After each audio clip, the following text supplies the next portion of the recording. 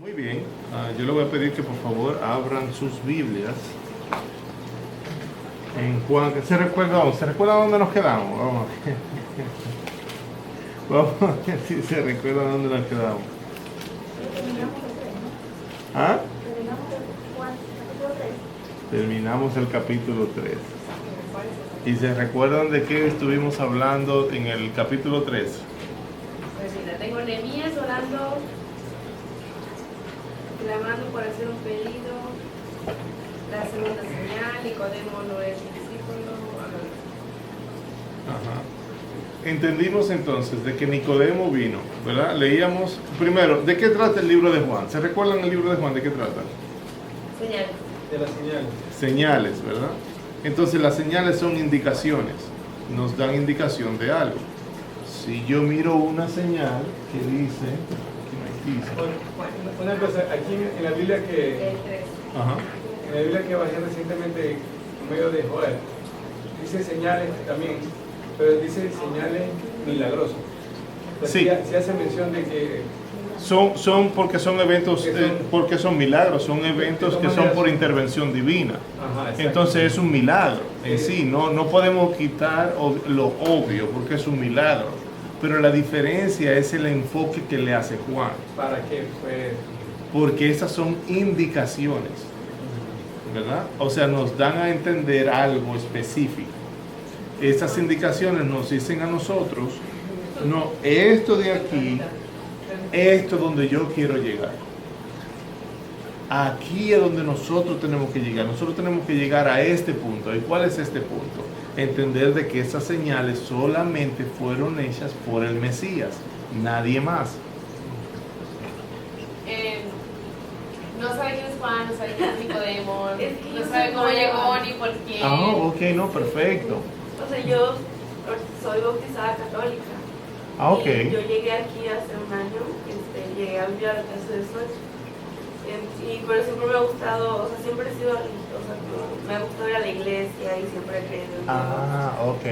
Y me gusta mucho leer, entonces, o sea, Sochi me decía de que la religión cristiana es literal llevar la Biblia como es. O sea, la diferencia de la religión católica, que no se alaba a santos, no se alaba a símbolos, nada de eso. No. Entonces apenas estoy como... Ok, perfecto. Mira, entonces te vamos a traer hasta donde nosotros estamos de una manera así supersónicamente rápida, ¿verdad? No, porque yo también voy a investigar. Ajá, Por resumen más rápido. No, pero tranquila, porque eso es bueno, no me molesta, a mí me encanta enseñar. Eso no, mira, eso no me cansa, eso me anima, me da vida a mí enseñar. ¿Ya te dio energía? Te da, mira cómo es que el Señor trabaja. Esa cosa a mí me anima. Lo que me mata es, por ejemplo, reuniones de juntas, reuniones para discutir tal, esa cosa me desbarata. Pero enseñar, yo puedo durar todo el día enseñando, eso no me molesta. Entonces, mira, primero comenzamos, por ejemplo, ¿se recuerdan? Miren, vamos a tomar, ¿qué hora es? Vamos a tomar unos 15 minutos, como comenzamos un poquito, bueno, pues vamos a darle. Entonces, miren, vamos a tomar unos 10 minutos solamente. 10 minutos para explicar toda la Biblia. ¿Qué les parece? ¿Cómo se divide la Biblia y cómo se ve? Primero, la Biblia tiene, la Biblia protestante, como nos conocen los católicos, la Biblia protestante tiene 66 libros. Eso está en el índice de acá. En este índice nos enseña que la Biblia tiene 66 libros. ¿Ok? Dentro de esos 66 libros hay dos grandes secciones. Está la sección de como en su Biblia muy probablemente le llama Antiguo Testamento, que hoy en día se le está llamando a eso la Biblia hebrea, que sería el antiguo pacto, o el pacto que Dios había hecho, el trato que Dios había hecho. Ese es el Antiguo Testamento. En el Nuevo Testamento, o sea, el nuevo pacto, es la otra sección.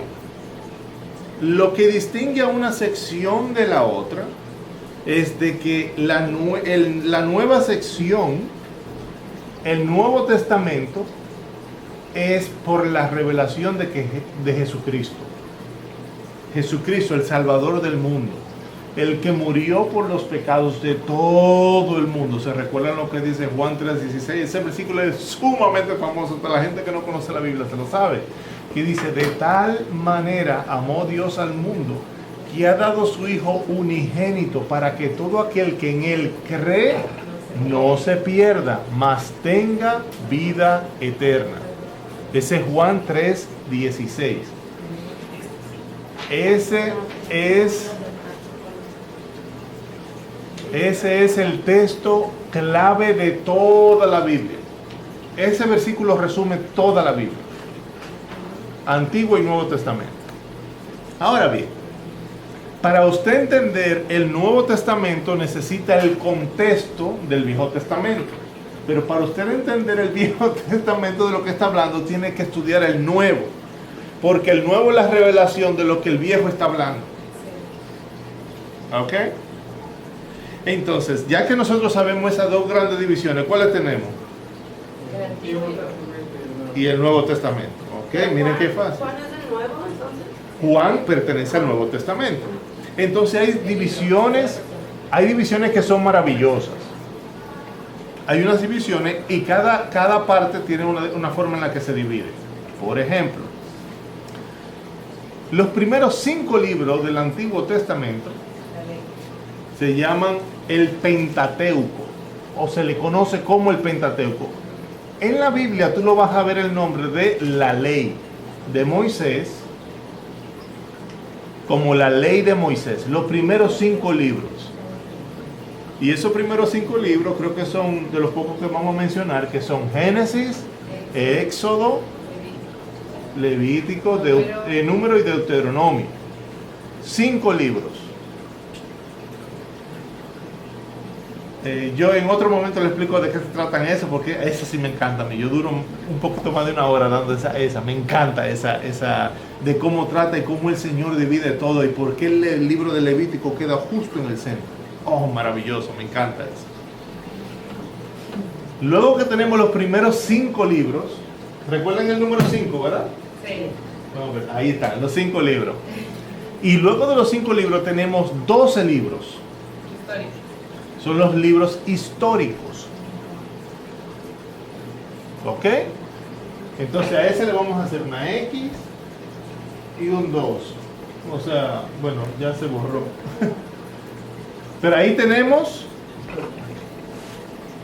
5 y 12. Oh, perfecto. Mírenlo aquí. Miren, aquí se lo vamos a poner para los que vean en el internet. Ahí tienen toda la división y lo van a ver bien bonito. Cuando ustedes lo busquen en la página, en el YouTube, después lo van a ver ahí todo. Muy bien. Perfecto. Muchas gracias, Roy. Luego que tenemos los 12 son los históricos. Y luego de los 12 históricos tenemos 5 libros. Esos 5 libros se llaman los poéticos o los sapiensales o los de sabiduría. Estos son los libros, por ejemplo, miren qué fácil son estos libros. Son los Salmos, Proverbios, ¿qué más? Eclesiastés, Cantar de los Cantares y el libro de Job. 5 libritos. ¿No es Isaías? Ese es otro grupo. Los primeros 5, o sea, está hablando de los primeros 5 son la ley. Los otros son 12 libros que son históricos. Luego de los 12 libros históricos tenemos 5 libros que son 5 libros.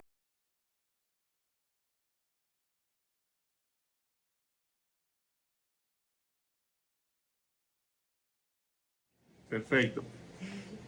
Muchas gracias, Ochi. Arreglándole la vida a Joel y a Jamie. El punto es de que nosotros estamos acá ahora y estamos viendo de que ya hablamos de los primeros 5 libros, los 12 que le siguen que son históricos, luego 5 de ellos que son sapiensales, poéticos, como le llaman, ¿verdad? Luego entonces vienen 5 libros más. Y esos 5, ¿cómo se llaman? Son los profetas. Profetas mayores. Porque el punto de estos profetas que tienen sus escritos son sumamente grandes. No es porque son más importantes que otros. Son profetas mayores. Y luego de los profetas mayores, tenemos los profetas menores. Y esos son otro grupo de 12. 17. 17 total. Exacto. Entonces tenemos 5, 12, 5, 5, 12. ¿Y cuánto hace el cálculo? Ahí vamos a ver la gente de la matemática. 39. Perfecto. Muy bien. 39. Claro, sí. Lo vi ahí.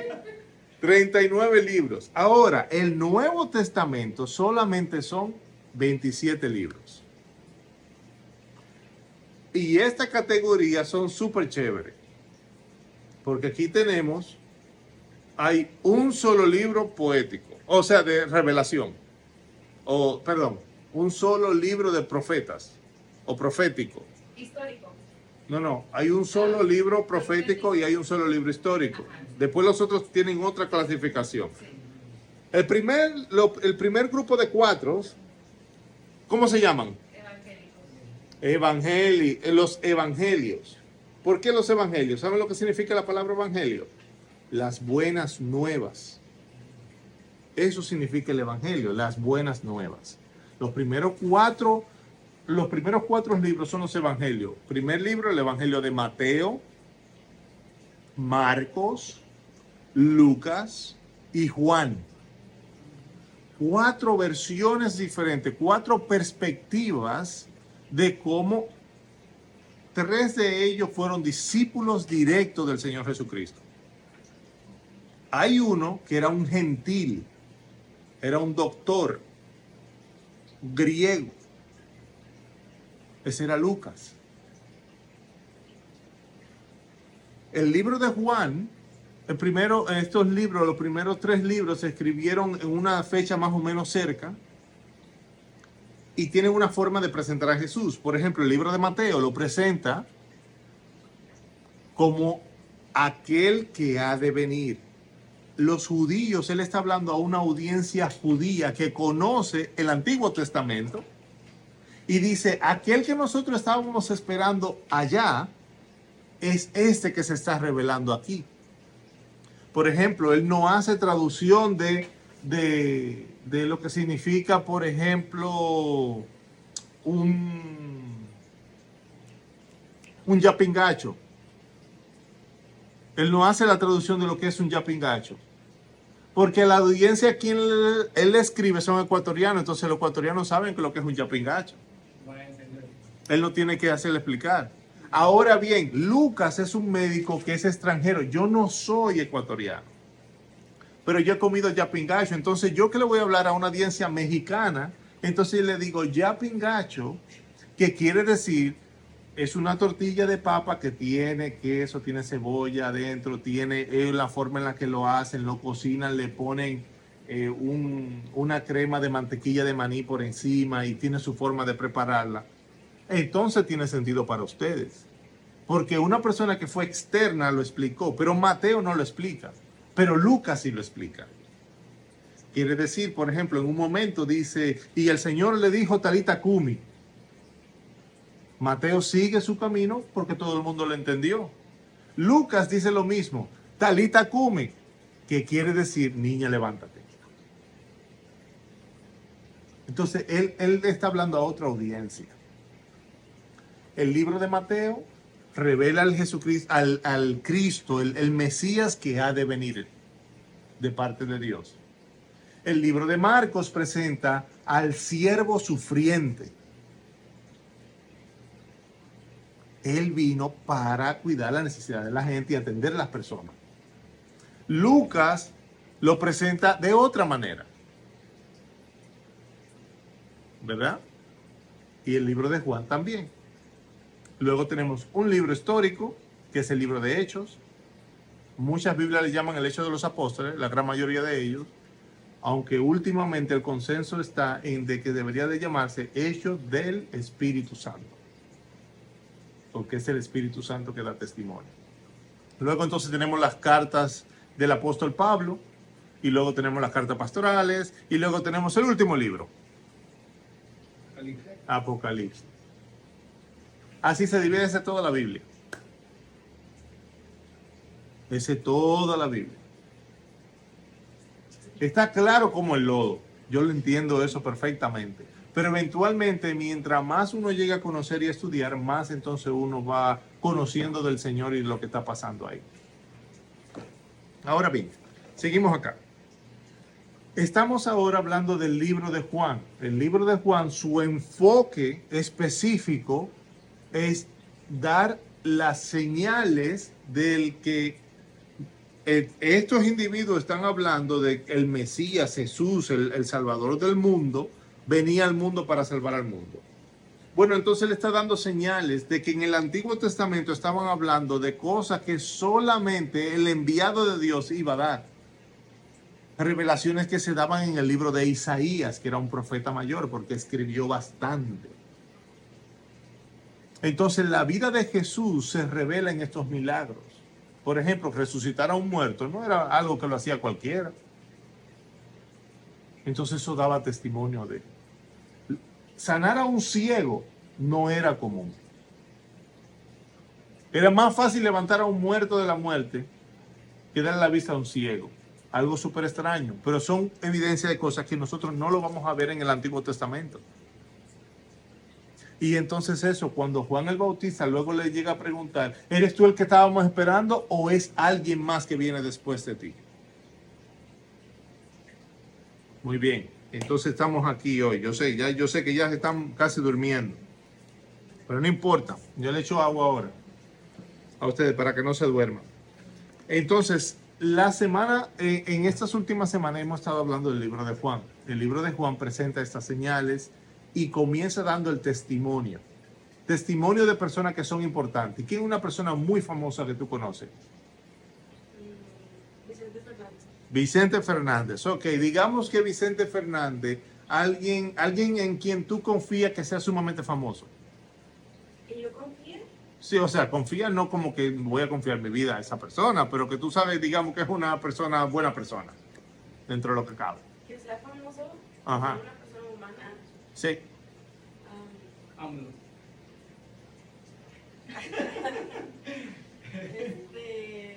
No sé. No sé, lo verdad. No se me ocurre nadie. Ok. Vamos a decir. ¿Por qué AMLO? ¿Perdón? AMLO.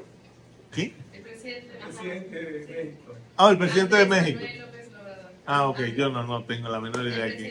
El presidente de México, ok, perfecto. Digamos que el presidente de México. Digamos que el presidente de México es una persona de la cual tú dices, no, yo confío en el testimonio que tiene él porque ha sido una persona que ha dado buen testimonio, ha sido una persona que ha instruido en bien, ha hecho esto bien, ha hecho esto, ta, ta, ta, ta. Un ejemplo, vamos a hacerlo hipotético. Él está diciendo, confía en esta persona porque este es el enviado del Señor. Y tú dices, wow, pero si este hombre, que es un hombre, vamos a poner como el Papa, que es la representación máxima conforme al catolicismo, el Papa es la representación máxima de Dios aquí en la tierra. Algo más o menos por ahí es la cosa. Perdón si no hago una buena definición, pero yo no lo entiendo bien. Entonces, el Papa está diciendo, no soy yo el guía, sino Jesucristo. Bueno, una persona así como ese Papa, como Vicente Fernández, como el presidente, era Juan el Bautista. Él era muy famoso, era muy reconocido, pero la gente lo reconocía no porque él tenía dinero, para nada, sino por el buen testimonio que él tenía como persona. Él era muy extraño porque él no predicaba en los grandes palacios y cosas, ni en el centro de las ciudades. Él se iba al desierto a predicar. Y allá iba la gente a bautizarse, a arrepentirse de sus pecados. Y él hacía milagros. Sí. No menciona que hizo milagros, pero lo que sí menciona es que le llamaba a la gente y le decía, tú estás en pecado. Y se lo decía directamente, sin mantequillas ni nada por el estilo, le daba... Al decirle esto, él confrontaba a las personas. Sin embargo, en un momento le dijo, ¿y ustedes cantidad de víboras? ¿Quién le enseñó a ustedes el camino recto? ¿Quién les enseñó la verdad, a arrepentirse? Si ustedes son unos hipócritas, en pocas palabras, en muchas palabras, en una forma diferente, como él se los dijo. Entonces él tenía una buena estima ante todo el mundo porque era una persona íntegra, honesta. ¿Ok? Entonces su testimonio era una persona que donde quiera él iba, nadie podía acusarlo de nada malo. Bueno, él estaba diciendo, este Jesucristo, a él, ese es el Cordero de Dios, el que quita el pecado del mundo. Y nosotros estuvimos hablando del testimonio de las personas. En la semana pasada unas semanas atrás, estuvimos hablando de cómo comienza el capítulo 2. Dice que Jesús no se confiaba de lo que había en el corazón de la gente. Y por eso no se confiaba de que le tirara flores. Entonces dice, había un principal de la sinagoga, un fariseo, una persona muy importante, alguien muy importante, religioso, del ámbito religioso, pero que él vino de noche a Jesús porque no quería ser visto para que nadie dijera, oh, pero tú estás siguiendo a Jesús. Entonces él decía, una persona que sea un seguidor mío de esa manera, el Señor no confía en él, conforme a lo que enseña la palabra de Dios. Tú puedes entonces leer del capítulo 1 y lees todo hasta el capítulo 3 y entonces tú vas a estar hasta aquí con nosotros. Va a tener más sentido cuando tú vayas leyendo y poco a poco vamos a ir entonces leyendo un poquito a poquito. Entonces es como un pequeño resumen. Tú puedes ver ahí unos 4 videos, creo que me parece, que hablamos acerca de las últimas 4 clases, algo así. Entonces tú puedes ver eso ahí también. Sochi te puede guiar en ese sentido. El día de hoy vamos a hacer la introducción del tema, porque ya no tenemos tantísimo tiempo, pero tenemos unos 15 minutos para leer, de lo que es un verdadero discípulo. ¿Ok?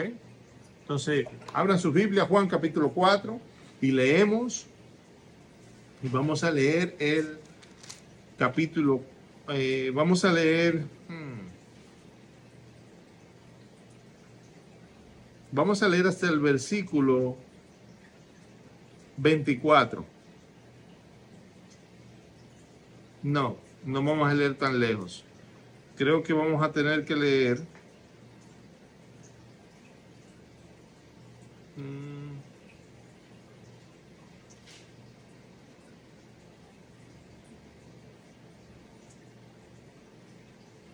Hasta el versículo 18. Vamos a leer hasta el versículo 18 y de ahí entonces hacemos un par y vamos a comentar hasta ese verso. Hay mucha tela que cortar ahí. Entonces yo le voy a pedir, por favor, vamos a hacer una división de texto. Y le voy a pedir a Xochitl que leas del 1 al 7, capítulo 4.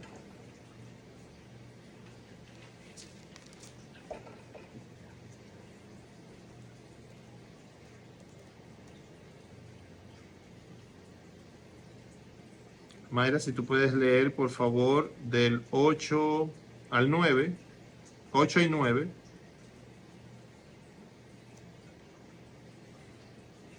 Fernanda, si puedes leer, por favor, el versículo del versículo 10. Y Javier, si tú puedes leer el 11 y 12.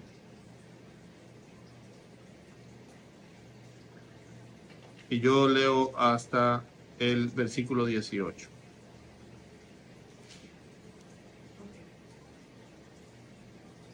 Cuando pues el Señor atendió que los fariseos habían oído decir, Jesús hace y bautiza más discípulos que Juan, aunque Jesús no bautizaba sino sus discípulos. Salió de Judea y se fue otra vez a Galilea, y le era necesario pasar por Samaria. Vino, pues, a una ciudad de Samaria llamada Sicar, junto a la heredad que Jacob dio a su hijo José. Y estaba allí el pozo de Jacob. Entonces Jesús, cansado del camino, se sentó así junto al pozo. Era como la hora sexta. Vino una mujer de Samaria a sacar agua. Y Jesús le dijo, dame de beber. pues sus discípulos habían ido a la ciudad a comprar de comer. La mujer samaritana le dijo: ¿Cómo tú, siendo judío, me pides a mí de beber, que soy mujer samaritana? Porque judíos y samaritanos no se tratan entre sí. Respondió Jesús y le dijo: Si conocieras el don de Dios y quién es el que te dice, dame de beber, tú le pedirías, y él te daría agua viva. La mujer le dijo: Señor, no tienes con qué sacarlo, y el pozo es hondo. ¿De dónde, pues, tienes el agua viva? ¿Acaso eres tú mayor que nuestro padre Jacob, que nos dio este pozo, el cual bebieron él, sus hijos y sus ganados? Jesús contestó: cualquiera que beba de esta agua pronto volverá a tener sed, pero todos los que beban del agua que yo doy no tendrán sed jamás. Esa agua se convierte en un manantial que brota con frescura dentro de ellos y le da vida eterna. Perdón, estoy leyendo otra versión. En la versión tuya me parece que dice, cualquiera que vuelva a beber de esta agua volverá a tener sed, pero todo el que beba agua que yo le doy no tendrá sed jamás. Esa El agua... que yo le daré será en él una fuente Una de fuente. agua que salte para la vida eterna. Ujú. Dice: por favor, Señor, le dijo la mujer, deme de esa agua. Así nunca más volveré a tener sed y no tendré que venir aquí a sacarla. Jesús le dijo: ve y trae a tu esposo. No tengo esposo, respondió la mujer. Es cierto, dijo Jesús, no tienes esposo, no tienes esposo, porque has tenido 5 esposos y ni siquiera estás casada con el hombre con el que ahora vives. Ciertamente dijiste la verdad. Amén. Vamos a dejarlo hasta aquí por ahora. Es una historia un poquito larga, pero aquí hay mucha tela que cortar. Miren, comencemos con lo primero. Si leemos en el principio, cuando vemos en el capítulo, en el versículo, dice: Jesús sabía que los fariseos se habían enterado de que él hacía y bautizaba más discípulos que Juan, aunque no era Jesús mismo quien los bautizaba, sino sus discípulos. Así que fue de Judea y volvió a Galilea.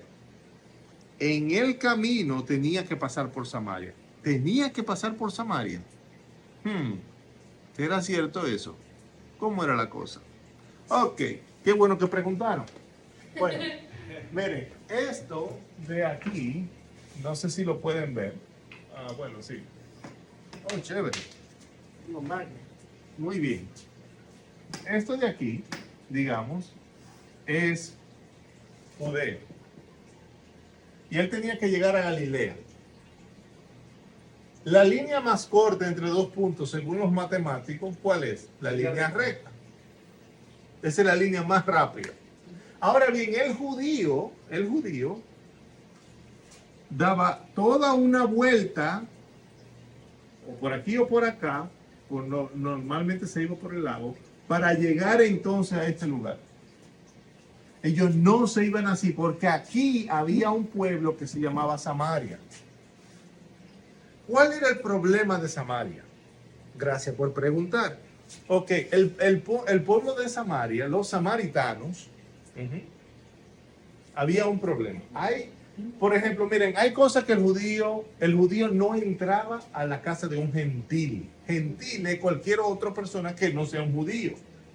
Porque en el Antiguo Testamento decía: no te juntes con el gentil o con esta gente, porque esta gente son adoradores de dioses, de esto, de aquello, que lo otro, para que no te contamines, en una forma de proteger a uno. Por ejemplo, uno le dice a sus hijos: no te juntes con fulano y fulana, porque si te juntas con esta persona, entonces tú vas a terminar haciendo esto. El que se junta con cojo, ¿qué pasa? A cojear aprende. En el Ecuador tienen otra versión que dice que el que se junta con lobos, a aullar aprende. Ven, ustedes ven como traduciéndole aquí del idioma ecuatoriano al español. Bueno, el punto es que, ¿por qué esto de aquí? Había una cosa que el judío odiaba más que al gentil. ¿Usted sabe qué era? ¿Pero por qué? Porque el samaritano era parte de este pueblo. había un rey. ¿Ustedes se recuerdan el nombre raro ese de rey Nabucodonosor? ¿Se recuerdan de ese? Bueno, después vinieron otros reyes después de Nabucodonosor y había un pueblo dentro de Asiria que se ligó con este pueblo. Y al ligarse con este pueblo, entonces como se ligó el judío con esta gente, se hizo, en mi país le decimos un titingó. O sea, se hizo una mezcla, un mangú se hizo ahí. Y el judío, una cosa que lo que más odia es, más que al gentil mismo, es a un judío que se liga con un gentil.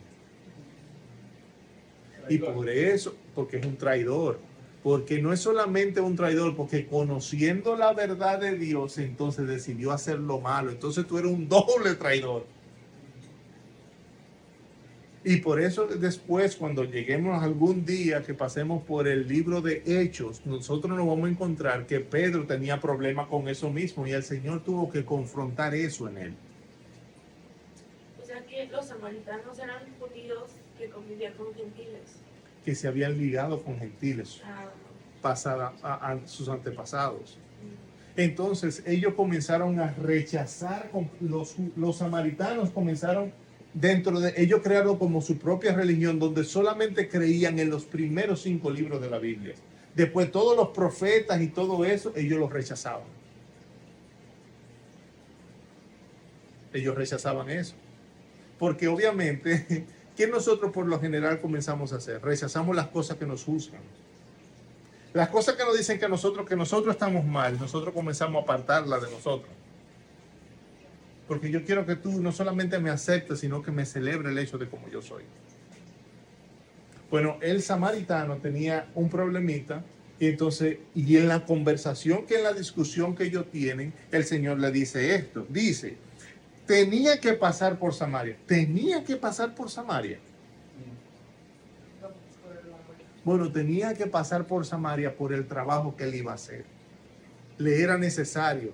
Porque todo el discípulo que andaba con él, todos sus discípulos que andaban con él, son judíos. Esta gente probablemente nunca pasaron por ahí. Ni hubieran pasado por ahí. Ni hubiese pasado por ahí. Imagínese usted entonces en esa caminata y esta persona llevándolo por ahí, pero nosotros siempre nos dijeron, nunca cruce por ahí. Pero aquí lo presenta así como que nada.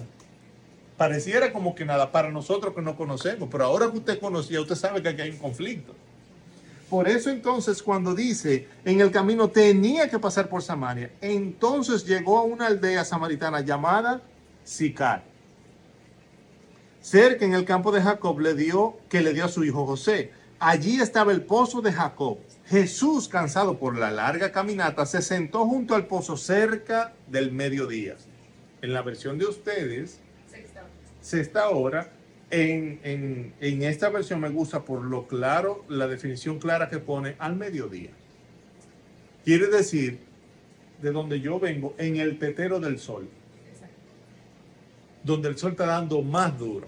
¿Y por qué a esa hora? Porque a esa hora no hay nadie. A ella le da vergüenza mostrarse en público, entonces tiene que salir a una hora a recoger agua en unos cántaros que vacío pesan como 70 libras. Vacío.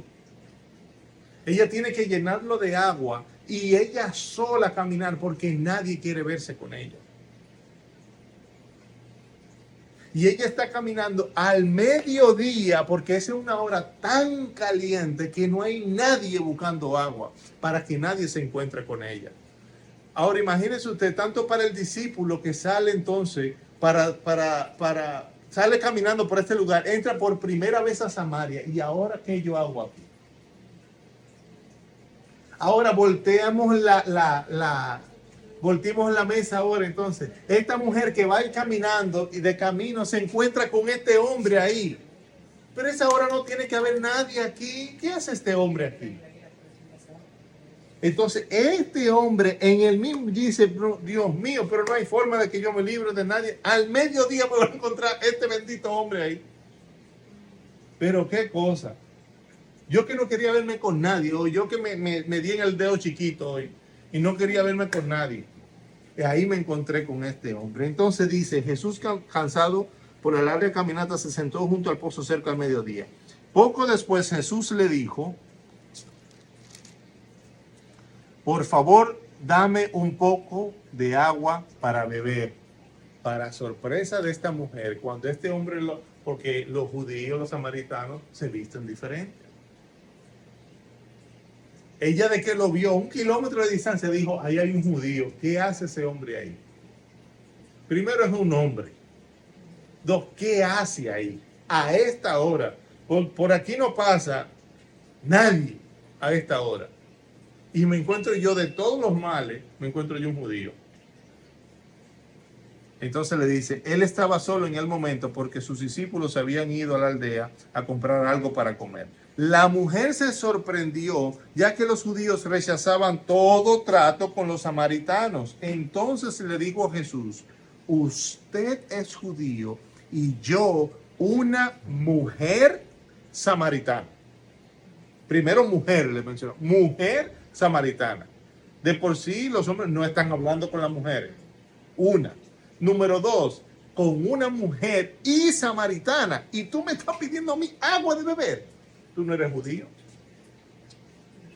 Porque es que a mí nunca un judío me ha hablado, ni me ha mirado. Es que yo no soy digna de que un judío levante su mirada para verme a mí.